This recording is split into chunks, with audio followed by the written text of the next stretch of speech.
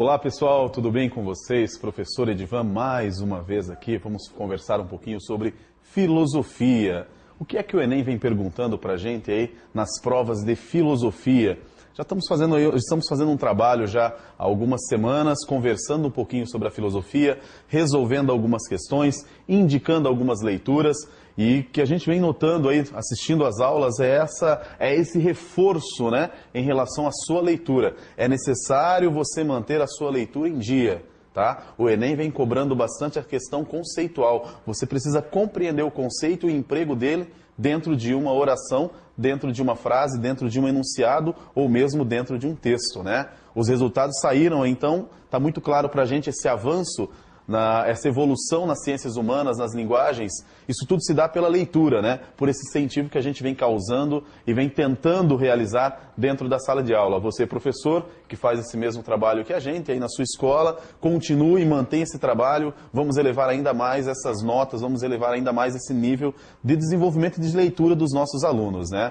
Aqui do meu lado hoje, excepcionalmente, somente a Paulinha fazendo aqui essa dupla comigo hoje. A Paula que vem retornando aí dos Alpes Suíços, onde ela passou longos e tenebrosos invernos, é isso, Sim, Paula? eu tava em Campinas, terra, assim, ó, chão vermelho, nada de Alpes, nem nada, tá? Eu tava estudando. Como que é o nome do curso que você foi fazer, Paula? Espalhamento de nêutrons, Espalhamento de nêutrons, olha que beleza. Pra quem não sabe, vai lá, né, é uma técnica nova, relativamente nova, utilizada para analisar amostras de substâncias. Então, combinação, assim, de elementos químicos, sabe os elementos da tabela periódica? Eles combinados e a gente consegue fazer uma análise com espalhamentos de nêutrons, quando o raio-x não é suficiente para dar esse detalhamento pra gente. Aí entram os nêutrons. Vocês estão entendendo? Então, vamos falar de filosofia. É muito mais interessante, não é? Você vai falar do espalhamento de nêutrons, eu quero ver as cenas dos próximos capítulos dessa novela da Paula. Porque eu quero que ela vá falar pra gente um pouquinho sobre o ajuntamento dos nêutrons, né? Ela vai estudar o espalhamento, depois o ajuntamento, que seria a nova etapa. Pessoal, brincadeiras à parte, vamos voltar então para aquilo que é mais importante, que é a compreensão de hoje, mais 3 questões de filosofia para a gente conversar, para a gente bater um papo, para a gente entender e acertar, porque está chegando a sua prova, está chegando o momento exato que a gente vai mostrar que valeu a pena todo esse nosso trabalho aqui, ok? Direto para a tela então, vamos lá? Temas da aula de hoje, né? Nós temos aqui filosofia grega clássica, né? Prova de 2014, prova azul. Então nós temos lá filosofia grega clássica, temos uma questão de Platão, a questão 25, e também a questão 29, falando um pouquinho de ciência, uma questão relacionada à filosofia da ciência, ok? E aí nós vamos para a questão 24 então, por favor, se atente lá, você tem o seu material ali na mão, provinha azul 2014, questão 24. Alguns dos desejos são naturais e necessários. Então, nós temos aqui desejos que são naturais e necessários. Ok? Outros, naturais, mas não necessários. Outros não são nem naturais e nem necessários, mas nascidos de vã opinião, ou seja, apenas alguém expôs a sua ideia. Os desejos que não nos trazem dor, se não satisfeito, não são necessários. Mas o seu impulso pode ser facilmente desfeito quando é difícil obter sua satisfação ou parecem geradores de dano. Nós temos aqui um texto da filosofia clássica, um texto epicurista, um texto de Epicuro, ok? No fragmento da obra filosófica de Epicuro, o homem tem como fim. Então é um pedaço da filosofia, é um ramo da filosofia. O epicurismo é uma linha filosófica que diz que você precisa satisfazer de maneira moderada, preste atenção, essa expressão é essencial, anote aí no seu caderninho, quando falar de epicurismo, nós estamos falando de satisfazer as suas necessidades, os seus prazeres de maneira moderada, nada de exagero, tá certo? O epicurismo busca isso, esse equilíbrio, essa moderação na satisfação dos seus prazeres, ok? Então não se esqueça, falou de epicurismo, falou dessa moderação. Voltemos à tela então para a gente ver o que vai ser perguntado aqui. Então no fragmento da obra filosófica de Epicuro, o homem tem como fim alcançar o prazer moderado e a felicidade, está aqui a palavra-chave. Falou em epicurismo, falou em prazer moderado. E tem uma outra expressão aqui que é a expressão felicidade, né? Me permita dedicar aqui 2 minutinhos da minha fala para falar da felicidade, né? Não se esqueça, nós estamos falando de um texto clássico da Grécia clássica, do pensamento clássico, né? E nós vamos perceber que a grande preocupação na filosofia grega não era somente desvendar a arqué da physis, a origem da natureza. Não era somente tentar entender a convivência entre os homens, mas era principalmente identificar nesse homem, né? Identificar nessa ontologia a felicidade, né? Tentar identificar, então, aquilo que faz com que esse homem viva de maneira sublime. E aí nós temos várias concepções de felicidade que vêm sendo compreendidas dentro dessa filosofia grega. Para o Platão, a maior felicidade de um homem é conseguir se deparar com o mundo das ideias. É quando a sua alma consegue regressar pela reminiscência, pelo aquele retorno ao mundo das ideias do qual ela nunca deveria ter saído. Então a maior felicidade de um homem é quando ele consegue atingir o mundo das ideias. Só que do Platão eu falo daqui a pouco. Para o Sócrates, a grande felicidade do homem está na ação que ele realiza sendo uma grande ação moral. Ou seja, a felicidade do homem está na vivência, certo? Na convivência, na construção da sabedoria dentro desta convivência. E para o Aristóteles, a felicidade está na ética, na ação boa que o homem realiza, na ação virtuosa. O homem será feliz para Aristóteles a partir do momento em que ele realizar uma ação justa, boa e virtuosa. A maior virtude que um homem pode desenvolver é a virtude, então, da sabedoria e da justiça. O homem justo, o homem equilibrado, o homem com bom senso, terá ações sempre boas, terá ações sempre felizes, ok? Mas para o epicurista, seria então você conseguir a satisfação moderada dos seus prazeres. Voltemos então aqui à tela. Alcançar o prazer moderado e a felicidade. Não teve nem graça essa brincadeira na questão número 1. Ou, aqui a 24 que nós fizemos, porque você de cara já notou que a alternativa correta é a letra A. Mas Edvan, eu estou com tempo, quero ler. Não perca tempo, vai adiante. Mas aqui na nossa aula nós vamos ver as outras porque que não são corretas. Valorizar os deveres e as obrigações sociais? Não, né? O epicurismo busca o quê? Busca, então, compreender a satisfação dos prazeres de maneira moderada. Letra C.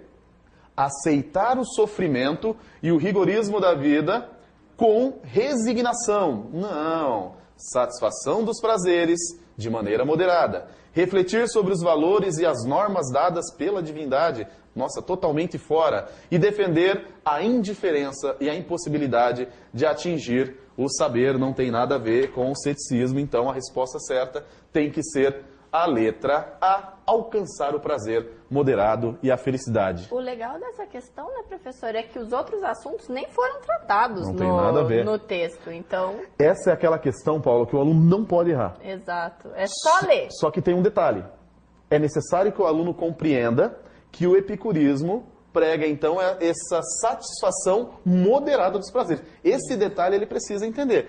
É aquilo que eu sempre digo. Tem que pegar o livro, tem que ter um pouquinho de leitura. Perceba que com um pouquinho de leitura você já consegue eliminar essa questão, que é uma questão bastante fácil. E é aquela leitura crítica também, a né, leitura professor? crítica, não com adianta certeza. só ler por ler, passar ali o olho pelas Leitura não é palavras, só tem que decodificação do símbolo, mas é a compreensão do conceito. Exatamente. Isso é muito importante. Perfeito, perfeito. Ok? Questão fácil, não dá para errar, direto ao ponto. Essa é aquela questão que você mata e sai adiante. Essa é aquela que te dá um gás. No meio da prova cansativa, você pega uma questão como essa, olha e fala, show de bola, vou adiante agora, vou com força total para a próxima.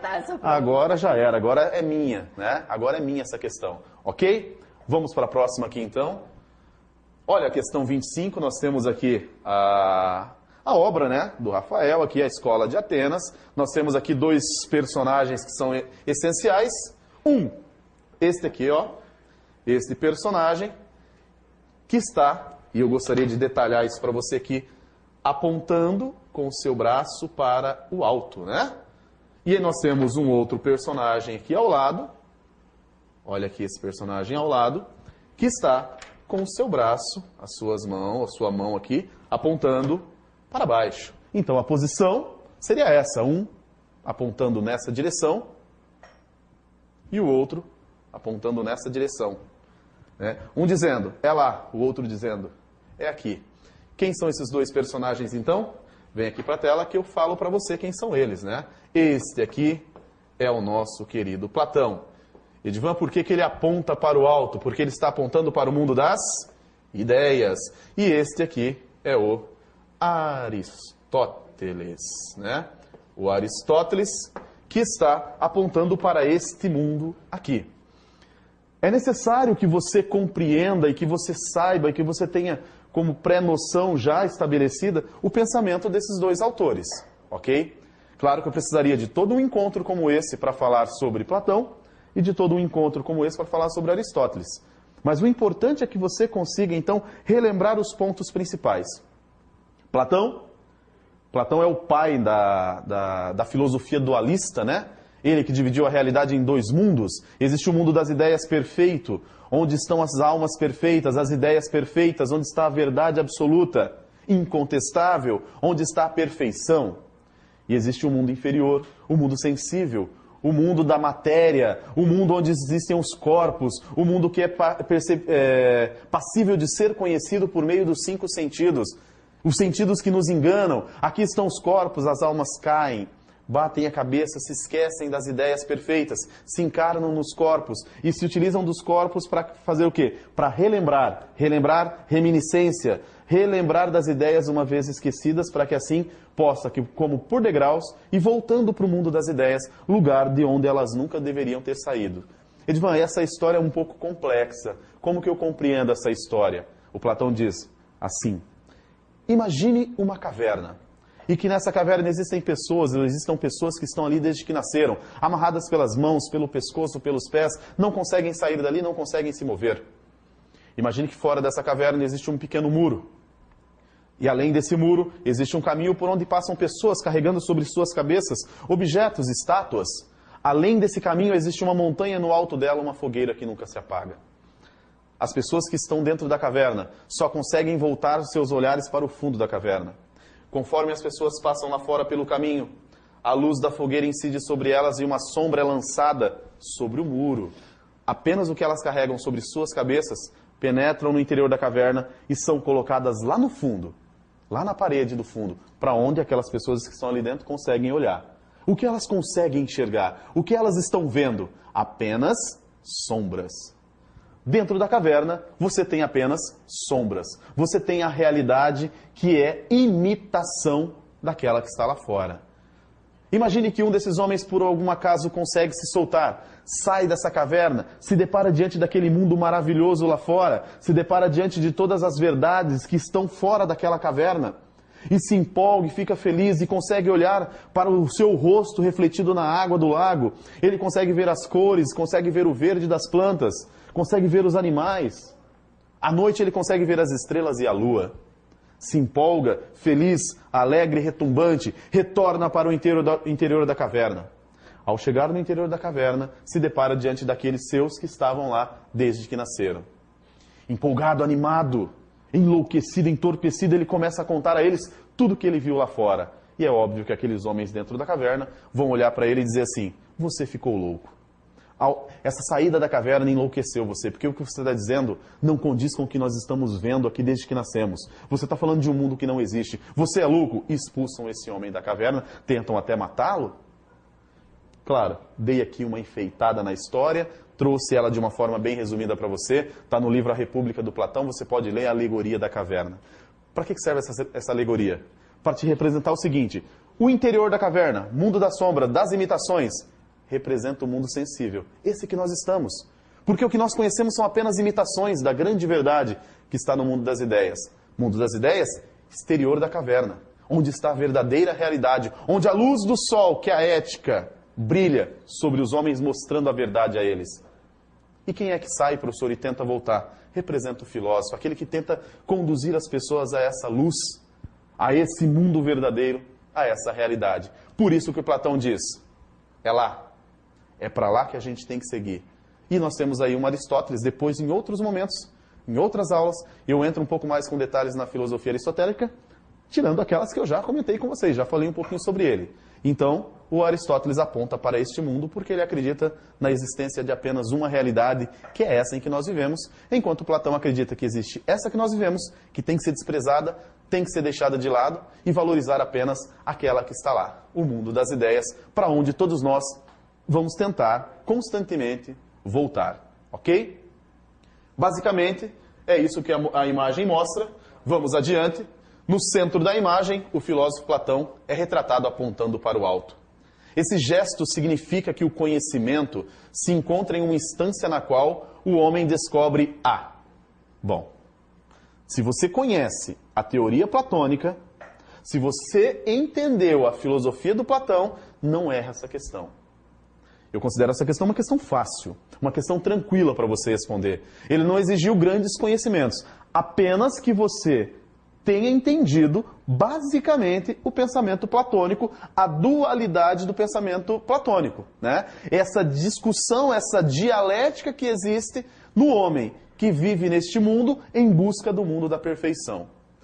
Há quem diga o seguinte, Edvan, isso me lembra muito um pouco daquela questão me lembra muito, e também um pouco, né, a questão da religião, que a gente vive nessa terra, nesse plano, tentando buscar um outro plano, o céu, por exemplo. Eu sempre digo, não conheço nenhum fato histórico que diga que Jesus Cristo, ou melhor, que Platão tenha estudado Jesus Cristo. Mas é muito provável que Jesus Cristo tenha sido, em suas ideias, em seus pensamentos, muito platônico, né? E se nós fizermos uma comparação, não é interessante, mas de repente, só por curiosidade, por uma questão de brincadeira, a gente pode ler as duas coisas, né? Tanto a luz da Bíblia e a luz do Platão, um pouco dessa realidade, você vai ver que tem muita semelhança, tem muita coisa parecida ali. É só por uma curiosidade mesmo. Vamos então às alternativas. Não tem como errar. Não tem como errar. O gesto do Platão apontando para cima diz respeito o quê? A uma instância na qual o homem descobre. O que ele descobre nessa instância superior? A suspensão do juízo como reveladora da verdade? Não, né, gente? Como que você vai adquirir verdade sem o juízo, sem a operação mental? Como que você vai adquirir verdade, atingir a verdade, sem a operação mental que te conduz, então, à racionalização da realidade? Racionalizar é necessário. O homem é esse ser racional que pensa, que transforma e que precisa necessariamente fazer o quê? Precisa, então, desse juízo, desse raciocínio para atingir esse mundo, para atingir essa realidade. No entanto, que o Platão vai a um extremo dizendo o seguinte, somente o filósofo consegue chegar a esse hiperurânio, a esse mundo das ideias. É somente a alma do filósofo que consegue retornar para o mundo das ideias. Ok? Voltemos então aqui às alternativas. Temos aqui a letra B. Realidade inteligível por meio por meio do método dialético, né? Então nós temos a realidade inteligível por meio do método dialético. Realidade inteligível, mundo das ideias, por meio de um método dialético. Que interessante, acabei de falar para você aqui sobre a questão do método dialético, né? Essa realidade dialética, isso é muito interessante. Isso é muito importante que você entenda. E acredito que nós chegamos já aqui na nossa alternativa correta, né? Chegamos na nossa alternativa verdadeira, onde ele apresenta, então, uma realidade inteligível, mundo das ideias, atingida por um método dialético, ou seja, essa questão do diálogo. É muito comum você encontrar o diálogo dentro das obras platônicas, né? Na verdade, a maioria das obras platônicas são escritas em forma de diálogo. É uma conversa. Para o grego, a retórica, o diálogo, a persuasão era a grande arma de um homem, a grande arma de um cidadão. A capacidade de você transferir de forma oral aquilo que você está raciocinando, aquilo que você está pensando. Ok? Vamos voltar novamente então às alternativas. Professor, então só para ver se eu entendi, realidade inteligível é o mundo das ideias. É o mundo das ideias. Se você só tem acesso a ele utilizando-se da razão. Ok? Por que esse mundo é chamado de inteligível? Porque você só atinge por meio da inteligência. É também conhecido como mundo das ideias e também já foi chamado de hiperurânio. Né? Então, ó, gente, marque essas palavrinhas aí, hiperurânio. Né? Apareceu na questão. E o mundo sensível? O mundo sensível é chamado de sensível porque você pode conhecer por meio dos sentidos. É chamado de mundo material também porque é o mundo da matéria. Ok? Então, esse é o mundo em que nós estamos nesse momento. Eu e você, os meninos dos câmeras aqui, estão no mundo sensível. Essa é a nossa realidade, o mundo sensível. E o objetivo de todos nós aqui, tem que ser, das nossas almas, é voltar para o lugar de onde ela veio, o mundo das ideias. Só que eu sinto informar a vocês 4 que estão aqui dentro, que somente a minha, segundo Platão, vai voltar, porque somente a alma do filósofo é capaz de voltar para o mundo das ideias. Por quê? Porque somente a alma do filósofo conseguiu atingir o senso de justiça, conseguiu abandonar as coisas físicas, a vaidade, conseguiu abandonar as coisas, os prazeres desse mundo, porque o filósofo abandona os prazeres desse mundo. O corpo é apenas um local onde a alma se encarna para relembrar. Depois o corpo não tem nenhuma serventia. Na verdade, o corpo nos prejudica, Paula, porque ele te conduz a buscar os prazeres que são apenas desse mundo e não os prazeres que são das ideias. Partindo do princípio que a física saiu da filosofia, eu tô salva também, professor? Você está salva não porque você é mulher. E mulher tem um grande problema. A alma da mulher é um castigo para a alma do homem. Certo? Uma alma de um homem ruim, quando o homem é muito ruim, quando o homem não presta, quando o homem faz muita coisa errada, o castigo da alma dele é se encarnar num corpo de mulher. Por quê? Porque o Platão... E não podemos dizer que o Platão é um machista. Nós temos que entender... Não. Nós temos que entender a realidade na qual Platão viveu. A cultura, o momento, o contexto histórico em que ele vivia. Né? E ele coloca a mulher como sendo esse símbolo da sensualidade, o símbolo da sexualidade, o símbolo dos prazeres físicos. Do mundo material. Do mundo material. Então a mulher, ela tem o seu corpo encarnado aqui, ou seja, ela tem seu corpo fincado nesse mundo aqui. E isso faz com que o homem viva muito mais próximo desses prazeres. Porque o corpo da mulher gera no homem o quê? Esse desejo pelos prazeres físicos, que segundo Platão, devem ser abandonados. O homem tem que buscar os prazeres que são da alma. Por isso que o amor platônico, você já deve ter ouvido o amor platônico, já amou platonicamente alguém, Paula? Eu? É. Capaz, professor. Não? Então eu vou te explicar o que é o amor platônico, que talvez você já tenha amado. O amor para Platão é o amor do desejo, é o eros, né? O eros é o quê? O desejo de ter aquilo que eu não tenho. Por isso que é muito perigoso o amor platônico, né? O amor platônico é você ficar desejando constantemente algo que você não tem. Vou te dar um exemplo. Meu filho, ele vive amando platonicamente. O eros, né? E nós vamos numa loja de brinquedo, ele sempre diz, pai, eu quero um Lego, que ele adora Lego, né? E Lego é um produto razoavelmente elevado no custo financeiro, eu sou professor, então você imagina a dificuldade. E aí o que acontece? Meu filho quer o Lego de bombeiro, que ele quer ser bombeiro. E aí ele sente por aquele objeto um desejo, uma vontade de ter. Por quê? Porque ele não tem. E daí o que vai acontecer? Esse menino começa a pedir, pai, eu quero um Lego de bombeiro, porque eu quero um Lego de bombeiro, porque eu não tenho Lego de bombeiro. E você caminha pelo shopping todo sábado com ele, e ele não deixa você esquecer em nenhum momento do Lego de bombeiro. A gente passa na frente da porta de incêndio, pai, o que é isso? Ah, filho, é a porta de emergência, né? Ah, quando pega fogo, aí os bombeiros vêm, as pessoas saem por aqui. Sim, bombeiro igual do Lego, pai? É, filho, igual do Lego. Então ele vai o dia todo me lembrando até a hora que o pai vai e compra o Lego. Eu compro o Lego pro meu filho, Paula, trago o Lego para ele, ele monta o Lego. Montou uma vez, montou 2 vezes. Na terceira vez o Lego já não serve mais para nada e hoje o Lego de bombeiro está guardado dentro de uma sacola, lá dentro de uma gaveta. Por quê? Porque meu filho sentiu por aquele objeto eros, desejo de ter. Depois que ele tem, ele não quer mais. O que acontece com ele? Agora ele quer um Lego que é do Star Wars, Star Trek, não sei o nome desses negócios, né? Mas Deus o livre, não levem a mal quem gosta, quem é apaixonado por isso, mas eu não manjo dessas coisas, entendeu? E aí o que acontece? Ele quer um daquele, que custa 600 e poucos reais, né? E aí ele vai continuar por muito tempo, se depender do pai dele, sentindo esse amor, esse desejo por aquilo. Platônico. Porque o amor platônico é esse que você sente até a hora que você deseja. Depois que você satisfaz, até a hora que você satisfaz. Depois que você satisfaz, perde a graça. Você não quer mais, você passa a desejar outra coisa. Tem gente pensando aí, Edivan, eu entendi por que tem algumas pessoas que não conseguem amar por muito tempo. Você tem uma saída, né? Se alguém ama você com eros, você tem uma saída. Fazer com que ela sempre queira. Deixa ela querendo a vida inteira, ela vai te amar pela vida inteira. Se você der o que ela quiser, se for eros que ela estiver sentindo, a partir do momento que ela possuir aquilo, o amor vai acabar e ela vai desejar uma outra coisa. Ok? Isso é amor platônico, Paula. Já sentiu amor assim por alguma coisa que você desejava depois que você tem? Já, professor. Percebeu como você já sentiu? Já senti. Percebeu como você já sentiu? Todos nós sentimos o eros dentro da gente, né? Pessoal, falamos um pouquinho sobre amor, falamos um pouquinho sobre Platão, brincamos aqui um pouco. Vamos voltar à nossa aula, então, rapidamente. Salvação da condição mortal pelo poder de Deus, não totalmente fora de cogitação. Essência das coisas sensíveis no intelecto divino, pelo amor de Deus, não dá para acertar isso aí, né? Marcar isso aqui é pedir para errar totalmente. Ordem intrínseca ao mundo por meio da sensibilidade. Por favor, Platão diz para você abandonar isso, né? Abandona essas questões. Então, pessoal, nós temos aqui, ó, realidade inteligível por meio do método dialético. Não tem como errar. Ok? Próxima questão, então. Está aqui a resposta certa, letra B. E vamos para a próxima.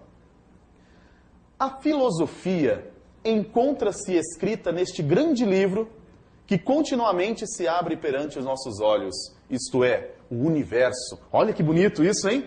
O universo como sendo o grande livro que se abre diante dos nossos olhos, né? Que beleza. Que não se pode compreender antes de entender a língua e conhecer os caracteres com os quais ele está escrito. Não pode conhecer o mundo quem não conhece a língua, ou seja, os caracteres com os quais ele está escrito, e eu puxo para cá uma flechinha e escrevo para você. Ele está dizendo que para você conhecer o mundo, você precisa conhecer o conceito, ou, se você quiser, os conceitos que dizem esse mundo.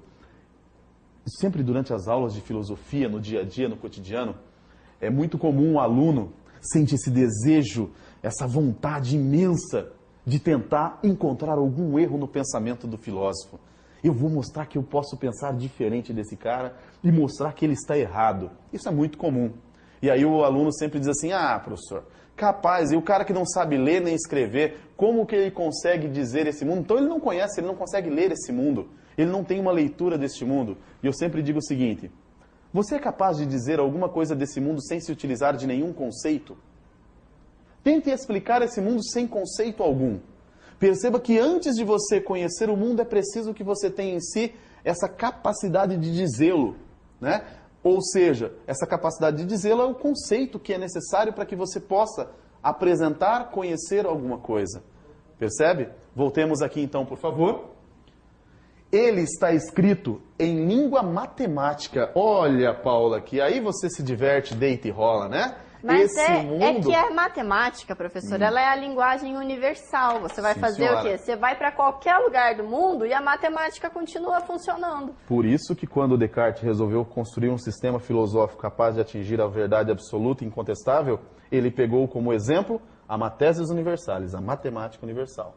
Perfeitamente. Então voltemos aqui, já que estamos falando de filosofia da ciência, né? Este mundo, este livro maravilhoso que é o mundo, está escrito em língua matemática.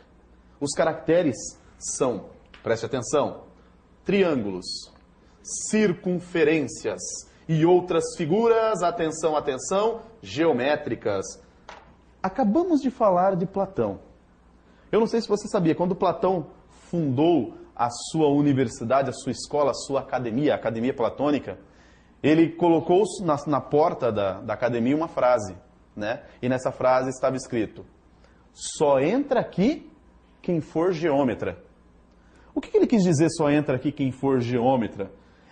Ele quis dizer aquela pessoa que conhece esse mundo, esse livro chamado mundo. Mas, Edivão, esse texto não é do Platão. Mas, por favor, gente, ninguém constrói as coisas do nada, a não ser que você fosse um ser perfeito, né? Então, isso é o quê? É o desenvolvimento do pensamento filosófico. Então, quando esse texto é escrito, perceba que já foi algo dito sobre isso lá no nosso querido Platão, hein? Ele já dizia, só entra aqui quem for geômetra, quem conhece todas as formas. Voltemos ao texto, então, depois dessa curiosidade. Então, o mundo é escrito em língua matemática, triângulos, circunferências, figuras geométricas, sem cujos meios é impossível entender humanamente as palavras, né? Sem eles, vagamos perdidos dentro de um obscuro labirinto. Professor, parece até a aula do Marlos com aquelas poesias e tudo mais. Pessoal, isso é ciência, isso é Galileu. Isso nós estamos falando, então, do que? Estamos falando de ciência, dessa forma mais empírica de entender esse mundo. Mas perceba, não se abandona a razão. Não se coloca a razão à mercê simplesmente da experimentação. Coloca a razão como a grande chave para fazer com que esse mundo seja desvendado. ok? Vamos ver qual será o comando desta questão, por favor. No contexto da Revolução Científica do século XVII, assumir a posição de Galileu significava defender o quê? O que será que o Galileu está defendendo, Edivan? Olha aqui, ó. Ele está defendendo, então, que para você conhecer o mundo é necessário que você conheça os conceitos, que esses conceitos deste mundo seriam como os conceitos dentro de um livro, porque esse mundo é um livro, escrito com uma língua que é a matemática, e que sem ela nós não estaríamos entendendo absolutamente nada, estaríamos vagando num labirinto obscuro.